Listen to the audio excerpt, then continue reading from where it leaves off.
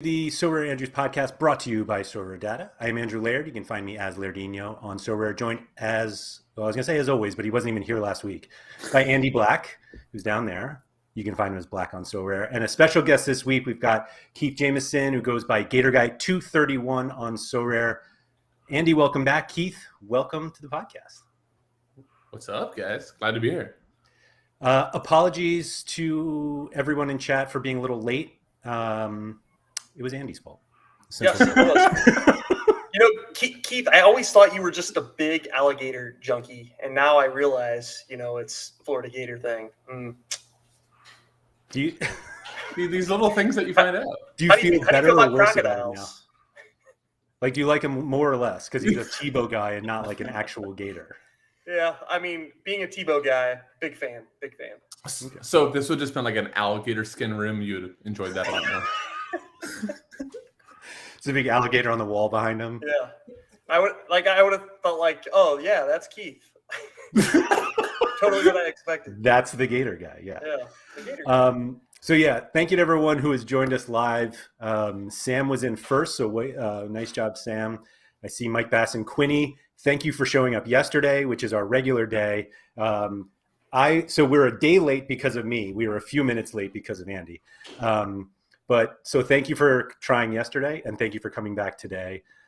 See a bunch of other people here as well. Jared, Hotness, Kicks and Dribbles. I always love that name. Predictology, Bob Flynn. My boss is here. Now I have to make sure the show goes on really well. HT, thanks for coming in. 4 minutes late is a good reason to fire Andrew, but I just have to take the blame for that one. Anyway, we are here today to talk about trading, which is something that Andy and I have talked about in terms of being terrible at it. At the very least, we just don't do it because we think we'll be terrible at it. Based on my own trading activity, I can confirm I am terrible at it. But Keith, we wanted to bring on because he was the creator of Knighton Season, which I'll have him explain a little bit in a second.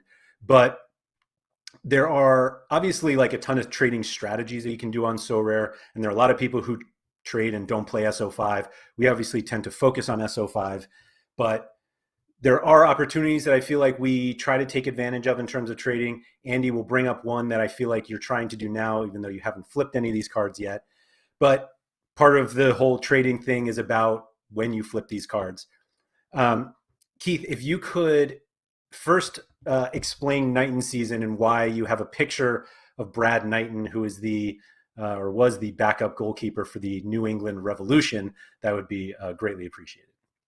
Yeah, of course. So yeah, it's not just an affinity for the what is he, 37-year-old backup for the Revs, but so like how Knighton Season came on, and it's funny, that was like the first time I ever talked with Andy. Was I think you like tweeted back to me like, why the hell do you have 9 Brad Knightons in your gallery? And so like the genesis of it was like I had started out Sorare, didn't know much of the platform. Like Laird and I knew each other from DFS, and trying this out, didn't really want to commit much money to it at all. And I'm like, all right, let me see if I can build this up on the site without putting any extra income in. And, started like just making a couple bucks off of cards. And then, I noticed there's a few people that said they had mentioned it to me. I remember reading a RotoWire article at one point. RotoWire was doing something about SoRare. And when whoever wrote the article, it wasn't you, Laird, but somebody's like, I only own one goalie and it's Brad Knighton. And I'm like, why is that? And then I'm like looking more and more. And Berhalter had a tweet that the Gold Cup was going to be all MLS guys. Like none of the guys from Europe were going to come over. So then I could go, oh, okay, well, goalie's the most expensive thing. So who's going to be the goalie? And it actually was like painfully obvious. Like the only guy that I could like disseminate was was going to be the goalie was Matt Turner, because he had started, I think, one game. I don't know if it was Nations League at that point, but he started one game. He saved the PK. He was like the top-rated goalie. Berhalter had said they needed to get him to camp, so it was like painfully obvious he was going to go. I'm like, all right, so who's his backup? Oh, Brad Knighton. And he's like point. Let me actually look at my thing. The first one I bought was .027. And my next one was 0.031, 0.016. So he's like super cheap. I'm like, oh, I can afford this. But So then before you this keep going, became this like was before limiteds existed, right? Right. This is rares. Right, rare prices, yeah. Right. Yeah. I mean, who the hell else is going for a backup? And I don't even think like the backup strategy was all that popular at that point. Like I remember I had when I started doing that, I bought a few other ones, and I had bought like 4 Jeff Attinellas before like he actually like I didn't he retired because of an injury, right? Yes. Yeah, But there was a night. Go ahead.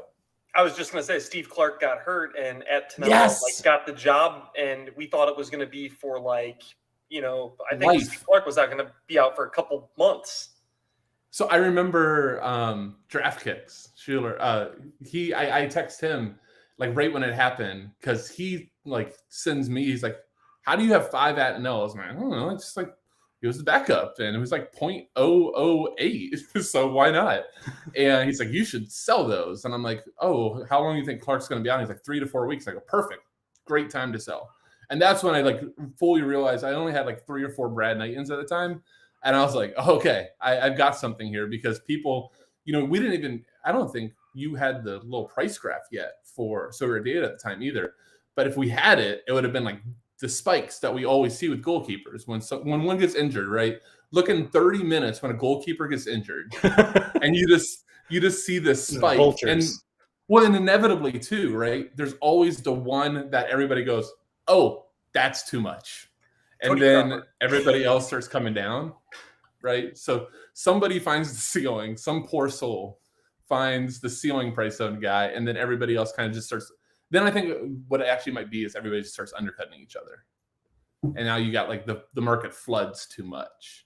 Yeah. And we'll talk more about that. Was actually the hardest part of Knighton season, was I had what it is nobody wants to be the bag holder of Brad Knighton. Or whoever it is, Attinella, right. Whatever it is, they don't want to be. This is the Attinella price. There, look at that smirk. It's crazy. Doesn't Trippin have a signed jersey or something? He hung out with him for a day and drank beers with him, I think. Yeah, he did. Yeah, that's great. I would be in here. I'd be in here. And that. I'm pretty sure he bought the Attinella card and showed him, and Attinella was like, "I don't know what that is, but I'll get you something better," and gave him a signed jersey. That's awesome. Yeah. But yeah, so I mean, that was probably, if you backed it off that middle there, maybe it's actually the first one, because I think Steve Clark got benched like a couple different times. That's why Steve Clark's still kind of a ridiculous price, because that guy isn't that good. But I owned his super rare somewhere in there. There you go. 1.14. That's ridiculous. I owned a super rare too, Black. That was like the scariest like 2 days of my life. I had to buy him. Hold on, look in there. I bought one for like 0.2 if it's in there, Laird. Hold on. Please tell me you bought it from me. Oh, I don't know. It was horrible. There's Trey Young. I know that's who bought it from me. I thank him so much for that. Here's Black selling one for 0.15. I bought it. I think I had the high mark. I think the Trey Young bought it for like 0.3 or something crazy. Yeah, 0.3. You bought it for 0.25. Yeah, and I was so like, I did it and I immediately regretted it. I was so new to Sorare. I went to plug him into my rare all-star lineup and it didn't work. And I was like, oh God. That's great. So this is pretty impressive. The auction for that card was on the 21st of April. He sold it the next day to you for 0.25, and you sold it the day later for 0.3. And it felt. I'm not Kicks and dribbles. Like who's in chat had that card too. That's awesome. It seriously felt like 3 days I had him. Like it was like literally a quarter of my gallery size. Oh my gosh. Was a Jeff Attinella super rare. I'm like, I was convinced that Steve Clark was going to come out and say, "I'm fine, guys. I'm fine," and Attinella was going to tank. I love that you tried to put it in a rare lineup. Like, well, because I'm like, oh, this is a great way to make threshold if I get like 25% for my goalie. Sure. So I do remember when we talked about when you had all these Knightons, and you were like, I think at one point you had 8 of them. That number sticks out to me. But I think let's see, my total, like I tracked just the season, 'tis the season, of course, and I had 10, oh, okay. So including a super rare because I had to. so I remember when you had 8 and you were like, my plan is basically to make um, point 0.1 on each, like 0.1 profit. And then you had 8 of them and you were like, and now with that profit, I will buy a super rare. And I was like, that's kind of genius. Like to take all of these like cards that nobody thinks they want. And the funny thing is that it was, looking back, it was so obvious. Like we knew Turner was going to the Gold Cup. It really didn't even matter how long he was going to miss. Like we knew he would miss a few games, but like as soon as it started to happen, everyone's like, "Oh, I should get Knighton," and you were like, "Yes, come get Knighton." And then you were like, "And I'm just going to use this to like improve my cards that I want to use in SO5," and like it was you just had a very specific plan, and like that was what I really appreciated about it. You were like, I'm hoping to make this amount of money and I'm going to spend that money on a very good card and I'll go from there. Well, and that's when I actually like, I was convinced, and it did work out, that that was like the catapult to actually being able to play SO5, so to speak. Because if you're not going to like, when you start out, you set yourself a budget. So I want to say I put in like 1.5 ETH. And I was like, and that was when ETH was, I want to say like 18 or 1900. It was like $4,000. And Just I'm about like, now. that's enough. That's enough. Yeah, right. Back to where it's at. Like that's enough for this game that I don't really know about. I'm not into crypto. Like that's good. And if it goes to zero, whatever, $4,000, I'll apologize to my wife later. And then, all of a sudden you start building on it. And then, I got through Knighton season and, I made 0.432 ETH. But, if you only put in 1.5, what is that? That's a little bit more than a quarter of it just on that. And now all of a sudden you have a little bit of freedom. Now, do you remember what happened on Knighton's first game?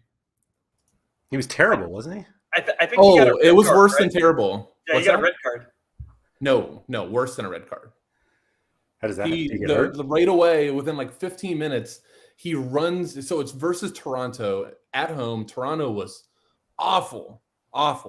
And he decides like within like the first 10 minutes of the game to run out like 40 yards and misses the ball. So he lets an open net and they're down 3-0 at halftime.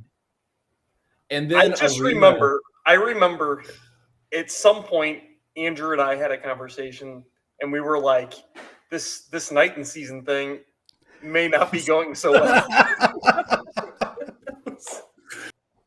And then everybody starts panic selling and like undercutting. And so that's the interesting thing too, right? When you own that many of them, you can't flood the whole market or you're just going to undercut yourself. Mm-hmm. And so, I made the mistake of letting it out of the bag a little bit early to some people. So I'm like, hey, you should probably go just pick one of these up.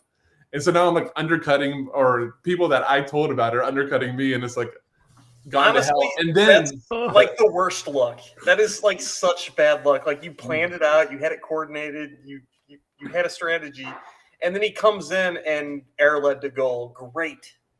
But the worst part is like Toronto. Like Toronto's bad now, but Toronto was abysmal at this time. Like I don't think they had scored in like a couple games. Like Pozzuelo wasn't in. Like there's just nobody, and he lost 3 goals. Nobody. Michael Bradley. Oh, I don't think he had a decisive that game. Yeah, probably not. But so the craziest thing then, Bruce Arena, who we all know and love, after the game comes out and he's like, yeah, I expected him to have more experience and we're going to have to evaluate the situation. And now it goes down. So like, my first one I sold, like, so the good times of the season, right? 0.089, 0.091 were my first 2 sales. I'm like, okay, I've got a little profit. Let me let him start a game. And now everybody's going to see, and now his price is going to go up even more. Like, this is perfect. The next one, my panic sell, 0.033, 0.033. Then I got 0.055, 0.039, 0.055, 0.055. Super rare, 0.25. That was before the season began. Thank God. Mhm. And then like 0.07 and 0.061. All profits on all of them. So it was still great, but that game alone killed the season. It cost you so much money. It legitimately Not a ton, but a lot at the time. Yeah. Like, probably like 0.3, 0.4. Because if he does well that game, they're probably all selling for like in between, 0.08. I mean, to, imagine like, he gets a 0.1. clean sheet there, right? Right. Instead, he gets And now absolutely everybody's 95 from Carlos Heel. Wait, Sherman. poor Buxa. No more season for Sean. Would Bradley have? 37.8. That's okay. That didn't help. That didn't help your case. Well, watch Black though. He probably won like podiumed with that 37.8. I probably did. Yeah, you probably did. So ridiculous. So is this like a strategy that you have used elsewhere, or is this just like, this is how I was going to start like getting going? Because like I think it's actually a really underrated strategy for people who don't want to put in like a ton of money early on, is to like really just kind of ignore SO5 to start and just trade your way up, and then at some point you have a budget that allows you to buy some of the better cards for SO5. Do you remember me and you DM'd like even before Night and Season? You were like asking me about, I don't remember what you were like asking me about a plan or something. I'm like, dude, my game week's already over. I made like 0.06 because like the best, and this is before when like rewards were really broken. Like my first reward ever, like this is when I got decimated like by Sorare, and like the dream was somewhat over of SO5. My first reward was in like Gas 4, and I got like 37th place, and I got Scott Caldwell. Oh, I do remember that. And he is point, and I sell him for 0.01, and I'm like, Scott who? Scott Caldwell. Exactly. Yeah, he wasn't playing for the Revolution, and I'm like, how the hell is this a reward? How is this? You thought Austin Trusty was bad, like Scott Caldwell, and I'm like, what? Was he why am I worried about tier playing? 1? Tier 3. I mean, it was like 37th place in Gas. Okay. And it's like, kind of at that point was, well, what's the point of SO5? Well, 57. I'm not gonna 57. Okay. Now 57th is like a tier 1. Yeah, look at that mug. Valentini, by the way, I just got rid of him. He is like the worst center back ever. Look, if you want to see some scores, click on Valentini and look at his AA. Oh my god. And he's a center back. Oh yeah, he's on loan from Boca. He's so bad. Wow. Is I know he a on game that that he'd be very good I in, mean, though. to be fair, that team looks pretty bad. Like, I think they made the playoffs. Maybe it's He not played a his playoff fault. game. I like the fact that he had a conceded penalty and a clearance off the line just to save himself for a season high 41. That was like one of his few times of getting into positive AA. Yikes. Yeah, that's really bad. So I do remember that, where you pretty much like viewed your game week based on like sales. And I was like threshold didn't matter, because you were like, yeah, I just made 4 thresholds by selling cards. And it was like, that's kind of what opened it up to me, where I was like, oh, maybe this is like a reasonable strategy. And then I quickly learned that I'm terrible at the whole concept. And within that too was kind of like one of the strategies. I don't know if this is what Andy was going to talk about, but was actually this realization. So everybody, I think when like we're scouting out the game weeks, I think like we think we're all like ahead of the curve. It's like, oh, nobody's going to think about like looking at all the Vegas numbers and seeing who the biggest favorite is and just buying all those guys. So I would just do it a week early. Like if the team was in a bad shape, and I would just sit on them for a week and be like, you don't know that you're going to want to mark Anthony K when he played for LAFC, but you're going to want to mark Anthony K. And I have like 4 of them. And it would be like K, it'd be like Latif Blessing, because I couldn't afford a Carlos Vela. Like that would be great. Actually, maybe it wouldn't be. I would love, if anybody wants to buy one, I'd love to get rid of it. Actually, I just sold mine. Oh. I'm upset. I'm upset that you can't be in torture with me. No, yeah, I couldn't take it anymore. But that was the point. Buy Sebastian V instead. hold on. A dark day in the trading. I had at one point, I think, like 6 Jordan Harveys. The fact that Wait, who? he was like He's a fullback, right? From So LAFC. he literally got as low as like 0.003 for a rare. For all these new people that are like, that's a cheap limited. Yes, his rares floor used is to be- 0.002 right now. Well, Or I think he's 0.0029. retired. Rare? Rare is 0.002? He's definitely retired. Yeah. The sad part is I know that his like the thing he was most known for is his wife sang the national anthem for them, like for That's like cool. multiple games straight. Good for him. And he was always so, but it was like let out that he was gonna, I think Palacios was suspended. So I'm like, I'm just gonna buy like 7 Jordan Harveys. And I think I made like 0.002 something. Like I'm selling them for 0.005. It's a good thing we don't pay gas fees. But again, like, you know, if you literally have like a super small gallery, like you're saying, and you're trying to build up to where you can actually get cards that matter, you know, that's a way to do it. I think you said at one point with Sean, like, you know, like right now, specialist is like a great way to do that. If you can like know who's going to be like the under 40 goalies, like a week in advance, or the popular under 40 forward, you know, that's going to be on a -600 favorite for this weekend, and you buy him before the spike. Like, Yeah. look at some. I just actually, if you want to do a really good specialist spike, look at Dabur, I think is his name, from Israel. He plays for Hoffenheim too, but I was actually just looking at today. His spike for the first midweek Nations League specialist is ridiculous on the limited. Yeah. And then and everyone leaves like nothing happened. Did Yeah, he that's play right. like But early or something? No, I don't. So I was just experimenting about it too. So I bought like 3 of his, and Jimmer messaged me. He's like, I supported the cause, and he literally bought near the height. So thanks, Jimmer. I think it was probably his winner from the baseball show. He had to buy it, and he bought it from me just because he saw my name. But yeah, I mean, you know, there's a trading strategy in itself, right? There's a lot of margin to be made right there. Yeah, well, I guess that my biggest thing is like I see people who like I see it more with transfers, that like a transfer is about to happen and like people just like sweep the floor. And I kind of always just wonder what the strategy is when you do that. And it's like, am I buying these in order to sell them like tomorrow? Is there no strategy at all? And you're just like, I'm just going to buy these and then I'll just post them, and whenever I sell them, I sell them? Or like, do you? I'll be honest, guys. Like, I kind of have an answer to that question, I think, a little bit. I'm the victim to a lot of this because a lot of times I have 3 or 4 guys like ready to make a lineup, and I'm always missing like one piece. And who's the guy that Jimmer loves? And he plays in Serie A, I think, and can't think of his name off the top of my head.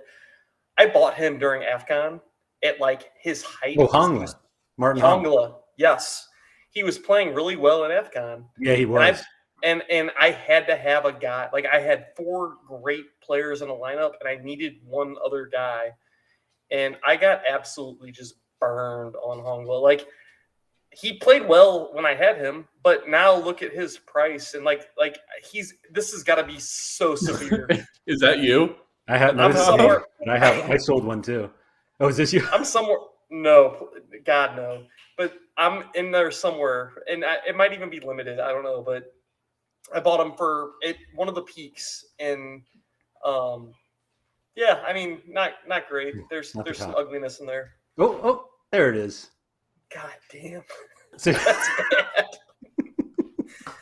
Again, I'm the victim to a lot of these exploitation things, but you know, like from an victim to SFI, exploitation. You bought a card available on the open market. What are we talking about here? But you know, like I may have won a reward with him. I don't know. I probably did, but I'm just saying that like I'm the type of guy that's probably more apt to not plan ahead and purchase when I need. I think And I that think applies that to there's most lots of to be people like honest. that, and yeah. Yeah, I So think it's definitely most. so Yeah, I think it's definitely most. I think on your earlier question too, before we found out that Andy's the victim of so rare crimes, Of but Gator crimes, apparently. I don't even know how to respond. I'm innocent. I'm like there's a bad Sebastian Villa joke that I'm going to stay away from here, but but no. So I think one of the and answer your question like what the plan is. I think the reality is a lot of times there isn't a plan. Like I've totally fallen victim to it. Like I just did it like a week ago. I was coming out of an appointment and I like see Tom Bogart tweet that like Rubio Rubin's gonna move, who's actually like a half decent MLS player, right? That's just been found on the bench. He's gonna move to MX.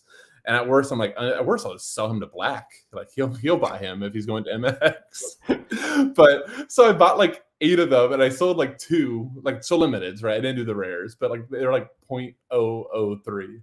I'm like, I sold one right away for like like a little bit of a profit, and then like it didn't like the transfer didn't go through the next day, and just the price just goes straight down. And now I have like 6 Rubio Rubins, and like it's fine. Like I could probably sell them to a bot for 0.002, and I bought them for 0.003. Like there's nothing's going, but like I actually like sat there a couple of nights ago. I'm like, what was I trying to accomplish there, other than like being bored and thinking I see an opportunity, right? And it just didn't go anywhere. I love that that's always an exit strategy. Just sell it to a bot. Mhm. Oh, hold on. Like, dude, I truly like I bought a rare this week for the game. Like Laird and I were talking about it. I'm like, at worst, I'm going to lose like 0.05 and I'll just trade him off to Powell the moment the game week goes. Like I'll just accept a small lot. Like now that I play a lot, I'm focused a lot more on SO5 than just trading. But I'm at worst, I'll take a 10% hit on this because I think he gives me a chance to, go into like a tier 2, like tier 0 wave. So I think, the cool thing we talk about like Powell being like important for the ecosystem, that's like insanely important to have somebody that, at worst I can like get off at 90 cents on the dollar. 90 cents sounds awesome sometimes with him. I thought it was 80. I think that's where we're at right now. I mean, hey, 80 You're an cents on a optimist. dollar for a dead card. I mean, Yeah. I remember having a Matt Beasler and getting the notice that he retired and getting like 50 cents on the dollar for it, which felt great because I was going to 0. He went to Austin before he retired, right? He was doing good too, Yeah, because they were like convinced they were going to play out of the back. So he was like poor man's Ajax, short passes, Yeah. and then he got a I concussion. think I owned 2 at one point. He was doing good, man. I mean, he was like a cheap way to get 50s and 60s. Yeah. Yeah. Pavel's like just so helpful in that regard. What I particularly like is that because you don't like it's total value that matters. And you're obviously buying a card from Pavel that you think might be underpriced, or you think you can like get it for less because it sounds weird because you're like, I'm offering all of this junk, which to me is not worth anything. But like if you add it all up, it's worth like, oh, this card that I think is maybe too cheap. And so there's just like, it's such a great part of the economy that we like have that option, because when you completely fail on some of these flips, you can be like, oh no, it's fine because I traded it for this other card that I actually like now. And so it's like, I feel like there's like an emotional hedge with that too, that you're just like, or emotional safety where you're like, I can always turn this card into something else. I know Powell has. Go ahead. You go ahead, Black. No, you go ahead. Then I want to ask Andy a question. Okay. I feel like Powell has so many instances where like people feel like they're getting one over on him and dumping all these shit cards on him. And then those cards 6 months later, they get a transfer and they come good. And then he's back selling them for 0.2, 0.3. You know what's happening. And I've seen cards go to him for ridiculous amounts and then like ridiculously low amounts. And then he's able to resell them for, I'm the one buying them back from him. Right. I mean, there's one right now. Like I remember he got a ton of Robert Birich when Chicago cut him, and then I think he was supposed to go to KC, and then they didn't sign him. So like there was like went out from Chicago, done. Oh, he's getting to KC. That'll be good. And then they didn't sign him, and he went to 0, got a red X. And now I think I saw he was like 0.2 something, and Powell probably had like 10 of them. But he's scoring goals in China, right? I was gonna say now he's in China. Is he? Is he though? Didn't they just start? I just got notification. I assumed that he was probably good there. Let's say this: he is playing in China. Right. There you go. Right. Now he is playing, which is better than not playing in the U.S. And people were panic trading him to Powell for God knows what because they thought it was going to 0. So Laird, you just said something about that you thought something was underpriced. Is that when you're going to Powell, is like that you think it's underpriced, or that you just have a ton of crap and you want to actually turn it into something that you can use? It's both. I think the benefit for some of those cards is that the price that Pavel sets is the price. This is going to sound stupid at first, but I promise it'll make sense. The price that he sets is a price that he wants for his card, and whatever could happen with that card, like, he doesn't care. This is all me just assuming because I've never actually met this person. So, like, let's say he has a card that's on the market for 0.2, and he doesn't usually put goalies that cheap, but like whatever it is, it's some youngster who hasn't played in a while. It's 0.15, and then all of a sudden, like, the kid starts or gets a move. Like, I feel like we've seen this with a ton of like Argentinian midfielders lately, that they're like, oh, there's a move, and now everyone's like trying to get those cards. Like, so it's like the card is 0.15, and then now there's a transfer and the card's probably worth like 0.25, but Pavel's not changing his price. Like, so like those are the opportunities where you can go and like get them. Now, granted, he doesn't have every card in his gallery on the market, but like those opportunities exist. But like, he's fine. He wanted 0.15 for that card. If it's worth 0.3 now, like, he got 0.15 for it. He probably got it for 0.015 based on the gallery that he bought or whatever it is. And so I think there are like buy low opportunities when it comes to Pavel, but you also feel like you're buying low on appropriately priced cards when you're trading it for a bunch of junk, because you're just thinking of the low prices that you paid for each one. You're not necessarily like, I mean, you obviously are totaling it in your head as you're trying to make the offer, but it just feels better when you're like, oh, here are a bunch of cards that, like, maybe there are a few garbage rewards that you're what was that first reward? I'm like blanking. Scott Caldwell. Scott Caldwell, yeah. Like, you have a few of those. And now, like, together, they're getting you a card that, like, you actually want. And that's just helpful. Jared Jackson is going to clean up when Saudi Arabia gets added, which is totally true. God, like so true. No one benefits more to Saudi Arabia League getting added than Pavel Trader. Well, and at some point they do, right? Probably. Maybe. I mean, they're taking all the golfers now, so I guess so. I guess when when golf gets added to Sorare, then Saudi Arabian golf will have to, because all the good players are going to be. Yeah. No, so actually I forgot about what Powell thought was going to. But you actually just traded him really good cards for a great card. Yeah, you did Hulk. Oh yeah. I mean, it was like.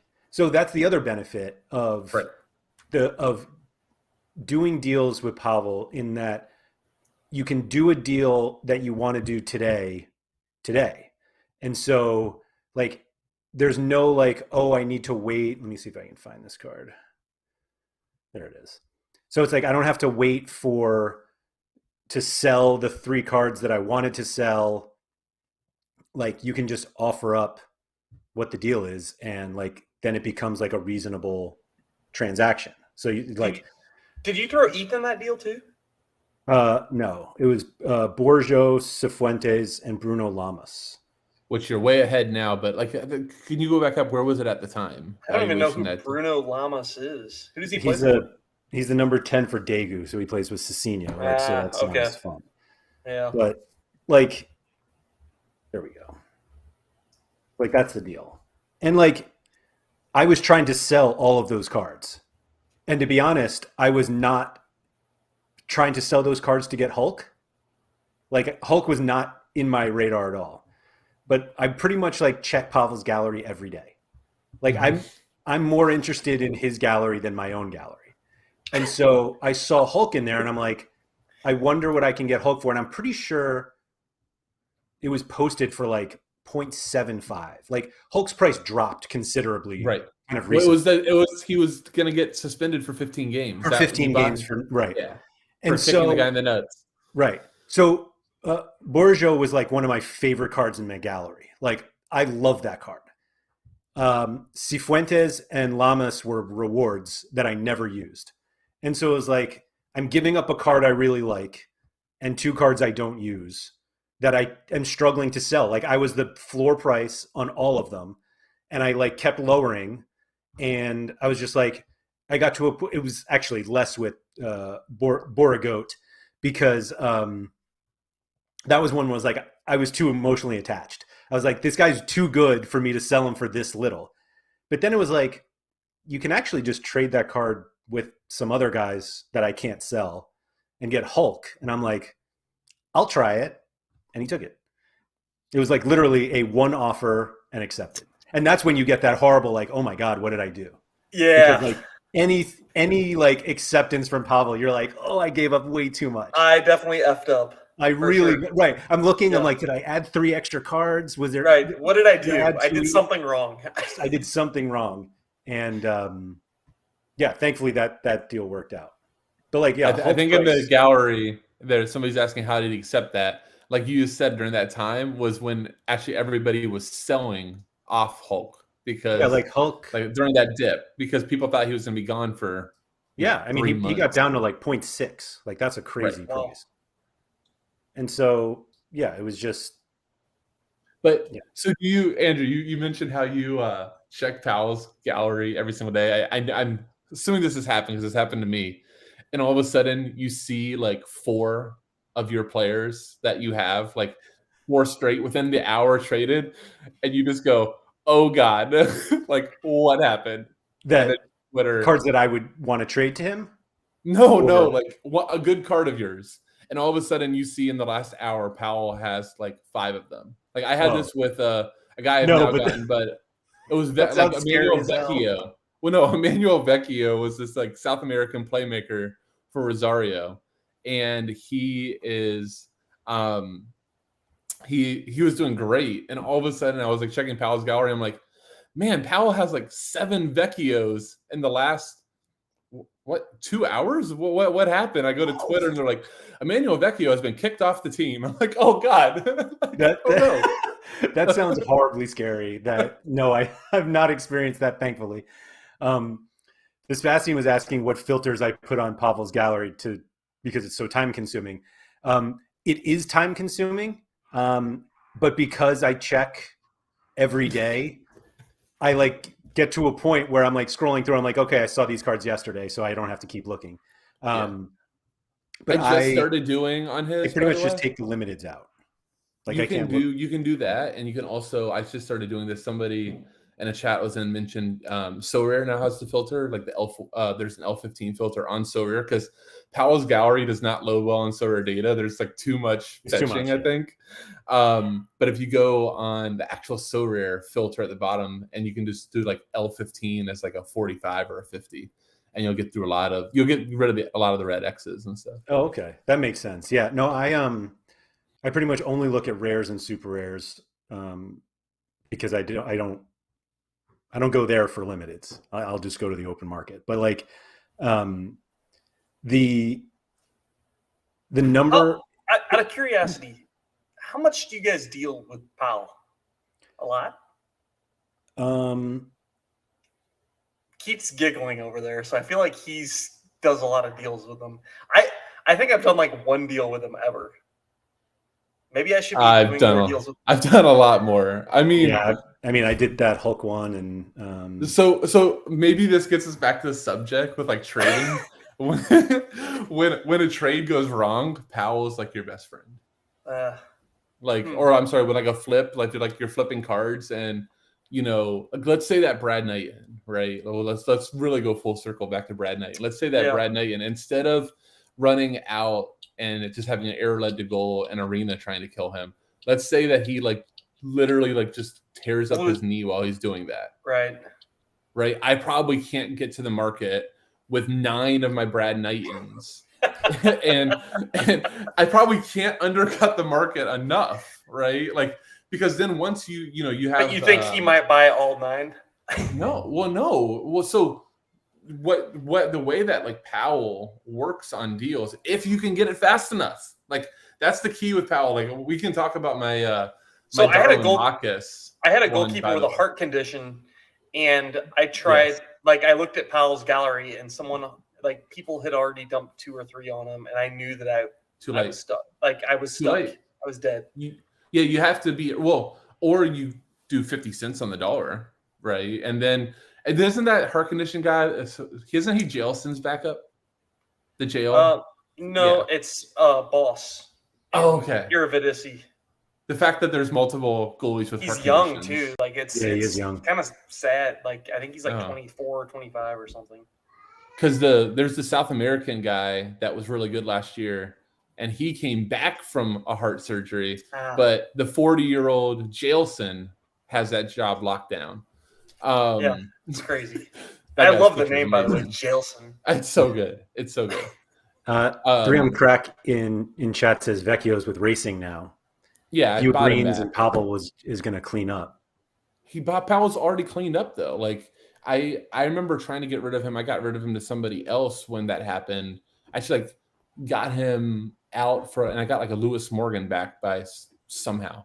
But I mean, I remember like Powell had them posted for like 0.06, 0.07. Like if you look at Vecchio's graph, it just kicks down. People are giving him to Powell. Nobody wanted him. Powell's, like you said, sets like the bottom of the market. Let's say that he's priced him at 0.09. Now Vecchio signs for racing. Everybody runs to the market to buy them, right? And like you just said, Powell technically sold below the market, but still cleaned up on margin. Yeah. One of the things, but like what else? I'm sorry. I was going to say one of the things that I always do when I'm trying to trade with somebody who's not Pavel is, and I get this when people offer me cards. Like I'm pretty clear with people that like I'm only interested if I'm trying to sell a card. I only want to trade if the card I get helps my lineups. Like I don't want to bring in cards that I have to then go sell. Like if they were easy to sell, I would ask that they would sell it and just literally buy my card. So where was I going with that now? Trading with Pavel. I literally just completely lost my train of thought. So something would be traded. When it comes to trading with Pavel, the one thing that I feel like that he needs, whose dogs are barking? Keith? Mine. Keith's got dogs. Ode Keith no, and one Sean. dog. Ode Okay. to Sean. That's funny. The one tactic I've taken with Powell, and it's probably just a whale tactic, is I feel like his end goal obviously is to get ETH. So that's one thing I feel like sometimes I can offer him, and like that's his exit. Like people dump cards on him, he gives up people dump cards on him, blah blah blah, and that just keeps happening over and over and over again. Like I feel like that's actually a strategy, is to be able to be like, hey, pal, here's some ETH, and it's 80% of what the guy's worth. And I don't know that like I felt like I got Mandanda for a decent price from him. Maybe I didn't. I don't know. But I feel like offering him ETH deals, you can get maybe a little better, bargain. So I mean, you can't. He's not like super ETH negotiable anymore. Like it's like 95. Like he'll be like 95, 96%. So I remember where I was going. This thing about Pavel before, and Andy, it has to do a little bit with a deal that you made with him. Oh no, a while ago that I know you don't want to talk about, but I'm going to bring it up. No, don't. I know what it is. Yeah. So the good thing. So I was saying, when people offer me cards, I was like, I just want them from if they're better for my lineups, and someone would be like, no, I have good cards that will help you. How about, and they offer me a card I already have, like obviously different serial, but like, and I'm like, I have that card. Like, can you please just take like 5 seconds to look at my gallery just to see if I have this card? Pavel doesn't care. Like at some point he's going to be like, I've gotten 12 of these cards of whoever it is, Vecchio cards in the last hour. Maybe I'll stop accepting them. But like if he has 7 of a guy but he hasn't gotten one in 3 weeks, like there's no like thought of like, I have too many of this player. Like I'm going to say no. So the other thing is that I don't think he cares what any card he gets is, as long as the value is right. And so more than a year ago, Andy was trying to get an Alan Pulido super rare from Pavel. Hold on. And you literally, I think his beer's low. No, sorry. So Andy was like, I'm going to offer him a Pulido rare as part of the deal so that he like still has a Pulido. And I'm like, Pavel doesn't care about that. Like he's not worried that he's losing a card for D3 and he's going to, don't worry about that. It's like, no, that wasn't why. It was more along the lines of like, I was upgrading my Pulido. Yeah. So I was using it as value to get from a rare to a super rare. Fine. But I had to explain to you that I was like, whatever Pulido rare is worth is the only thing that Pavel You're right. said. It didn't matter that it was a Pulido. It does not matter. Anything. Yeah. Piguez in chat was asking why I have Leroy Fair. Yes, Leroy Fair was a very hot reward I just won that I'd be happy to trade to Pavel for something. It's literally worth like $2. This is kind of sick. I had like 5 Leroy Fairs like 6 months ago as a flip. I made like very. Why are you flipping Leroy Fair? No, how much did you make off of Leroy?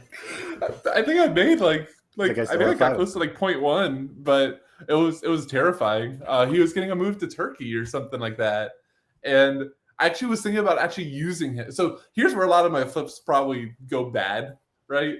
So a lot of times I'll and like this is like a cautionary tale to not do it, or you'll get 5 Leroy Fairs and wonder what the hell to do with them. Right. But you're like, I was like look at that picture. It just makes me have instant regrets. Like the floor is literally on the limit is literally €2. Look like 6 months ago and for the rares, and you'll see some of me. But no, so he was like in preseason, he was playing center back for them.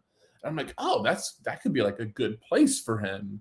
And I'm like, oh, this might not be and I didn't have a big gallery at the time. Like, so I'm like, oh, this could be like a useful, threshold type of card. Yeah. And he was like 0.03. And I'm like, oh man, if he's 0.03 right now and he starts for Feyenoord as a center back, he's going to be worth like 1. So my inclination, I think that's a completely reasonable thought. But this is how you get into trouble, right? Because you sit there. The market is actually telling you he's worth 0.3, right? So the market's already established what it's worth. You think that I know better. I know what he's going to be worth. And so you know what? 1 is not enough. I need like 5. And then what this happens to me all the time is like the next day I'll wake up and go, why the hell do I have 5 Leroy Fair? And then you all of a sudden see that so the rumors on him where I really started to freak out was he's going to Turkey or he's going to Saudi Arabia. And I'm like, why are those? And now I have 5. They always seem like they're together. Like it's always like Turkey and Saudi Arabia. I think it's just give me China. China's great. Yeah. I guess. Just give me China. Yeah. I think it's that those clubs have a little more money than like the other lower non-Big 5 leagues. So, but I think that's like something to be careful of, like how sometimes, like, I don't know about you guys, you guys don't trade, but I know you've had thoughts, like Andrews shared that he's had thoughts of like, I'm going to trade injured champion Europe guys, but I'm assuming it's partly because like the reason you do Doku, hold on. It's literally just Jeremy Doku. But let me go. The reason though you thought of this too was because when he got injured, your mind went, hey, maybe I should pick up a Jeremy Doku. Maybe he's cheap enough, and this would be kind of fun. He was cheap enough. Right, but then you decided to start rationalizing this purchase as this could be a good flip, if nothing else, too, right? So I think that's how, like, for me, a lot of this stuff happens is, like, I start rationalizing it for my gallery, and then I'm like, oh, man, if I'm buying 1, why would I buy, like, 4 of them? If I believe in it to buy 1, I believe in it to buy 4, right? I mean, you just did this Montero. How's the Montero season That's going what I was. for you? That's exactly where I was out. going with this. I'm out. That's by a the way. great question. I think what it comes down to is I am stupid and don't have the ability to like flip for a small profit quickly, because I think it was an easy flip quickly for a small profit. But I'm sitting here like holding, thinking, oh, I can double my money on this card. And that's unrealistic. It's dumb. But I have like 4 Monteros now, which, you know what? I have like, I'm totally covered now for midfield in America. So can we talk about like, do we want to talk about like a decently good like flip strategy that now that I say it will immediately not be a good flip strategy? yeah, say it, please. Keith, do you still have these three Monteros? No, I'm not Black. I got the hell out. Yeah, right. I was scared enough that the following week after me and him DM. So here's the flip strategy. Dude, he immediately decisive the next 2 games. Well, it was a great matchup. Like for me, that was the thought. Was I'm like, oh, the next matchup's great. He can decisive again. And I remember you telling me, it's like, dude, I think he's going to be top 5 by the end of the season. And I think I responded back to him like, I pray to God I'm not around by that time. like I don't want to ride the lows. But so do you remember though? So Black, this was going to be like my strategy. What time was this conversation at? It had to have been like midnight or because like 1 a.m. Yeah, I mean San Jose play like for me. San Jose plays at 9:30 p.m. So by the end of the game, where he probably had like 80 or 90 points, you and I were probably chatting at like midnight, 1 a.m. your time. Yep, and even somebody like a crazy person in the nicest way, like Quinny, who's watching some like LA Galaxy games for his. Even at some point, he's going to sleep. But then you get these like late night game guys that go off. And now the next morning, Europe wakes up and they go, Montero, 2 goals and an assist. And it's like, come to daddy. Like, I'm here. I got what you want. But, you know, to me, it's like, okay, in a day, I just made 0.03 or 0.04 because the guy killed it last night. And, you know, people now want him. Maybe to your point, and this is where you might need like help with your trading strategies. Please help me. Like, no, you just kind of you actually have to. You're like Jimmer. You actually have to sell for it to be a trade. Oh, right, of course. I think what you really should do, Andy, is buy the card and immediately post it. Or whatever you want. Like if you buy it for 0.25, immediately post it for 0.3. Alternative theory, Laird. I have 3 rare Monteros. I run 1 in Champion America Rare Pro, Champion America Rare, and 1 of the gas divisions. And I'm set, right? Yeah, I mean, you have to do that. From San Jose. I mean, that's great. Yeah. I mean, this weekend, away to Nashville. Fantastic. I think that's ultimately my problem, is that I end up, not that I think I'm going to double my money, but moving from like 0.3 to 0.33, I'm just like, oh, if it's already going up, it'll just keep going. And then all of a sudden, like my Filip Kostic card that I bought months ago, he was actually terrible after I bought it, so that didn't help either. But like, but then he ended great, I think, right? He's fine. Right, but he went so low that like he was like back to where. And I mean, you almost got an EPL move for him too, which actually shouldn't have been good for him, but probably would have been great for his value for like a day. Where was he going to go? Spurs before Perisic did. Yeah. Like I bought him here, expecting him to go here, and he went all the way down, and now he's back. So here's like an interesting analogy for you two. I'm literally just like thought of this in my head, so it could be absolutely crap. But I think so many times when we like buy a card, we think that we're not at the height.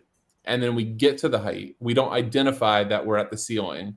And we're too scared that the ceiling is going to be so much higher that we don't sell, which is almost like the exact same thing of why we didn't all buy at like the bottom of MLS or the bottom of even Europe a couple months ago. Like Europe dip is like so far gone. It's like 2 months ago.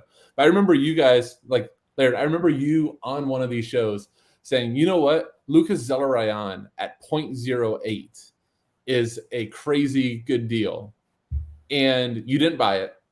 He's gone up to like at one point in ETH. He's like There's an 0.4 ETH, yeah. something. Trip and B sold him for an ETH. But why would you not buy at 0.08? Were you worried that he might be 0.06 in a couple of days?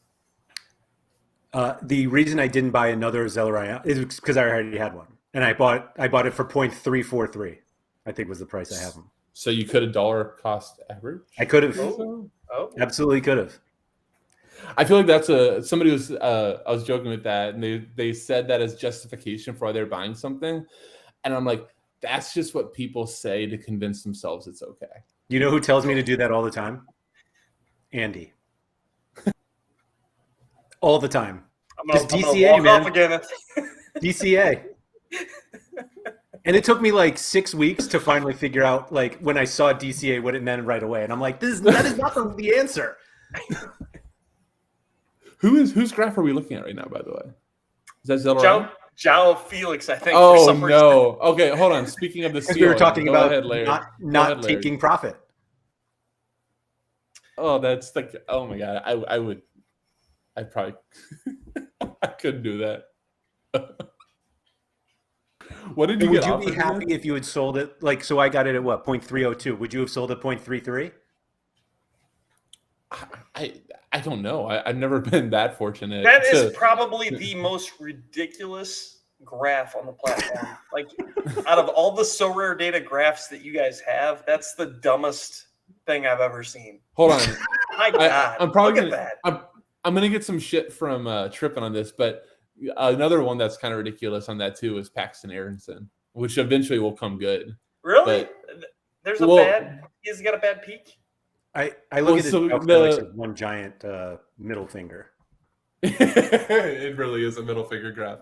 But yeah, Paxton Aronson has a pretty bad one too, because there was a mistake buy, and then the mistake buy pushed his price up even more, because then the guy, I think it was Jimmer, recommended, was like, right, but somebody, it was, if I remember the story right, the guy was doing a stream and the deal came in, and he's like, oh, like, yes, a Battleborn accidentally like added a 1 in the wrong spot, and they were like, and he said, but I don't want to sell my Paxton Aronson. It's like, well, dude, there's another one on the market for 0.33, or something. What was the next one, Laird? Right after it, the guy that sold it bought it back immediately for a crazy price too. Yeah, 0.319 he bought it for. Okay, so he made a ton. It made perfect sense for him. But now all of a sudden everybody's looking at the Sorare data graphs, and now I've decided that this is like the correct price for Paxton Aronson, who hasn't played like more than like 3 or 4 games. Yeah. You know, that's one of your hype boys. But now it became like a standard for his price because of a mistake. So I think sometimes this kind of happens, that, you know, a mistake happens and people then it overpropels the price because of a mistake. So I like that you brought that up, because there are guys, I was talking to Sean about this, about some U23, I don't remember who it was, but he was like, the thing with guys like that is like, once they get to a certain price, they're staying high. And that's what happened with Aronson. Like he broke like 0.2, and then that 0.35, it was like absurd, but like there is no reason for him to be that much more expensive than, I'll pat myself on the back, when I bought him with that yellow dot on there. Like, he hasn't played, and like there's hype, sure, but like the hype's not even big enough for that price graph move. And so I'm like trying to think of like a good comp for him too, that like actually is playing. Like, this isn't a good comp, so apologies, but you know, like Frankie Amaya, like he kind of peaked off, but Frankie Amaya plays every single game, right? And he's only like, I think 19 or 20. And I have one that I should have sold for like double, and I didn't. And he scored the first 2 or 3 games that he played. He was great. He was absolutely ripping it up. He was ripping it up too, but he's still like 0.2. But he plays every single game. Paxton Aronson does not play any game, and Paxton Aronson's floor is higher. They're the same age, and you actually get utility out of one of these guys. Yeah. I don't know. It's just interesting, like you said, like once they get that floor set in. So I kind of used that justification, like the floor on Carlos Gil, when I finally did the purchase. God, we got to talk about Carlos Gil. I mean, isn't I guess it's Come not on. Friday. I guess it's not Friday. Yeah, but... maybe we should wait till Friday for this. Bring Keith back Friday. But all I was gonna say is like once he got close to like the 2 ETH range, to me it became pretty obvious like he's not, unless like his leg snaps off or something crazy happens, he's not gonna be a 0.5 ETH card. Yep. Like ever again. He's gonna be like a 1 ETH card or 1.2 because everybody has like significant skin in the game at that point. Like, you know, they've either turned down offers. I messaged every Carlos Gale holder during a time, so plenty Every will not single sell one, huh? Actually, I did. Not everybody responded to me. But I was so mad when Sean can tell you the story, but I was so mad when I didn't buy one for like 1.55. And then his price kept on going up. I had like these deep-rooted regrets. I start messaging everybody. I'm like, I'll pay you higher than any sale ever. I'll pay you 1.7. So they turned that down for me, right? And now there's kind of a floor built in on him at like, 1 or 1.2. So now all of a sudden, I got to like think I can now make up that difference. So I effectively paid at the time 1.7 with the trade I made. So to me, it was like, okay, can I generate 0.7 worth of rewards with him, which I thought I could with my gallery, because that floor was built in. Like that was the point. I was like, there was a floor built in on some of these guys. Like even João Felix, because of that. Like Laird, what's the lowest he ever got to? Like you don't have to. Like you probably have known. Like what? Like 0.6, 0.7. I look at João Felix like a 401k. I really don't look at prices at all. Because you have to hold. You have to hold until you're out. Until Okay. you sell your gallery, you have to hold him. Right. Looks like you got to like 0.45, which is so. This is a bad example. 4.46. This is a really bad example. But he like just stopped playing too, right? Like he was just bench for months. He was injured for a while too. Right. And then would play and not score a goal because nobody on Madrid scores. Right. He went on this But then like it big run, and that's when he went back over an ETH. Right. And he's kind of stabilizing there. What's his price now? It's like a 1.05 1. floor. So he's kind of stabilizing up there because now people believe it can happen again. Yeah. It will happen again. You guys Everyone's wanna talking hear- about Doku being the top U23 forward other than That Mbappe was now. like a Turns out- Doku Turkey. That was a Doku Turkey comment. It will happen. Don't worry, guys. It will happen. 2028, it'll happen. I would You just wanna use hear that something get out gross? GIF right now if I could put it on. Want to hear something gross? Sure. The The last time you said that, Franco Armani. Armani got COVID. Well, you'll laugh at this one, so I'll Okay, just go thank ahead and God. continue. The 9 of 100 original Carlos Gil, I bid 0.11 on it, and I was outbid, and I felt like that's a little too steep for me. And Sorare won it for 0.134. And the kicker of the story is that was only $12, right? By the way, there's somebody in different message- times. Black, if you wanted proof, by the way, somebody in chat just put it. Yep, they got my Discord message. Yeah. Just sold it though, and it was worth holding on. Yeah. You're Make some persistent, extra. I guess. I don't know. Yeah. Is there a limit to? We're going kind of long here, but I want to talk about this a little more because we know that the limited market is just so much more liquid. Obviously, in terms of like raw profit, you're not going to make as much because the cards aren't as much. But do you have like a certain budget when you're like, when you see a bunch of Montero cards, is it like I'm going to buy 10 of these limiteds, or am I going to buy all the limiteds, or am I going to buy 5 rares? Like what thought process do you go through when you're like, I'm just going to buy a bunch of these guys to flip?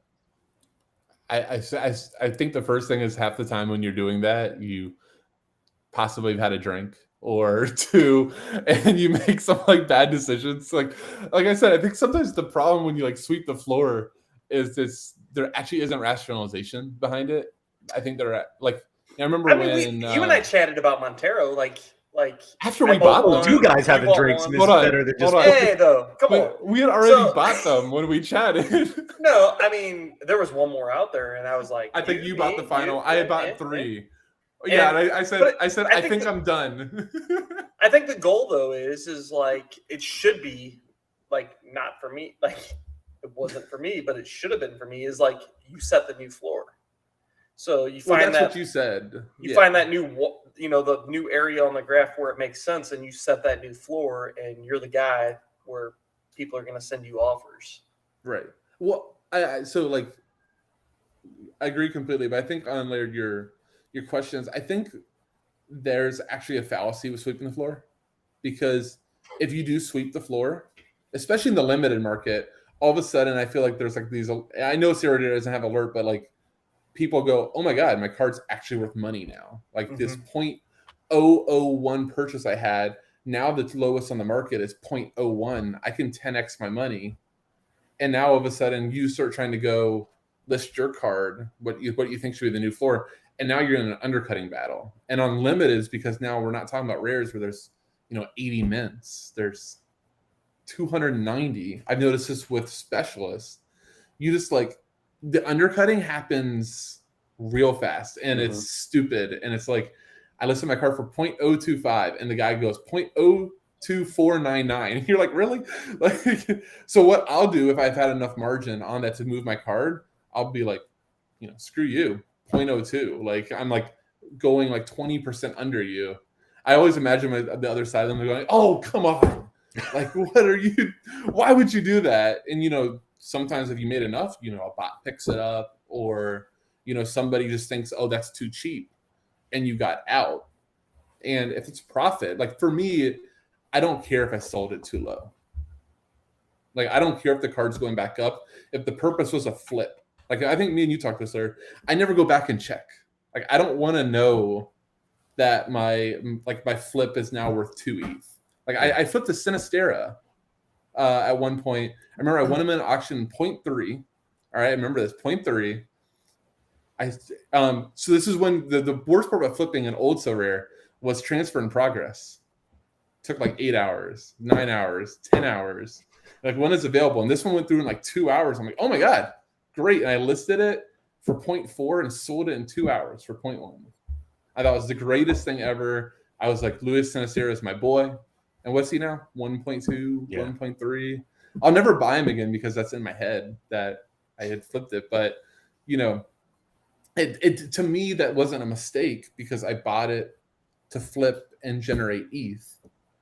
And I generated ETH. Right. Yeah. It doesn't matter where he was going. I struggle with that. I need to do it. I think a lot of people do. I think that's the reason I talked to a few people that kind of trade or like between trading and playing, and they'll be like, oh, I bought this card for this week. And I'm like, okay, when are you selling it? I don't know yet. I'm like, well, do you need it for another week? Oh, I'm not sure yet. Like, well, you kind of do need a plan if you bought it for one week, or like a specialist, like get in, get out. Like my specialist guys I'm buying in them, and I literally like I have a baby, so I'm up way too early. But like at 6:01 a.m., I'm listing guys. Keith's being really nice. I'm one of those guys that he's like, when are you selling? And I'm like, I don't know, man, whatever. It's just a flip. I'll sell it when I need to.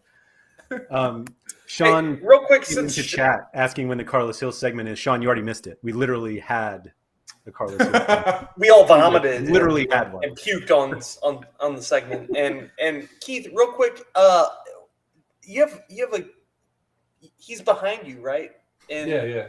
And that photograph, what is that? Is that Charmin toilet paper? Yes, it is. That was for you. The softest man. You. The softest man in the MLS. That was an ode to you. I appreciate that. All right. I think we've gone long enough on that. Plus, I have to leave anyway, so I'll admit that as well. Starting late and we're ending early. But Keith, thank you very much for joining us. That was a really good time. I feel like we didn't get to everything, and we're going to have you back because Let's just do Keith next week. There we yeah, go. we might as well, because I There can we go. imagine that you still will have those Montero cards, Black, and I will still have Oh God. to flip as well. So hold on, and Black, another opportunity to get out this weekend. Limited amount of MLS slates. People are looking for guys with big L15s. I look forward to seeing them in your gallery next week.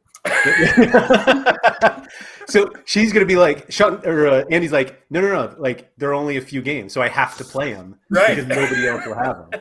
Yeah, you know who else is on the slate? Carlos Teal. Anyway, thank you to everybody who joined us in the chat. As always, always nice to have your comments to help move the conversation along. I will be back on Friday with Sean for the strategy show for the extended Carlos Hill conversations. And then Andy and I will be back next week for SorareAndrews. Keith, thank you again, and good luck. Bye, guys. All right, take care, guys.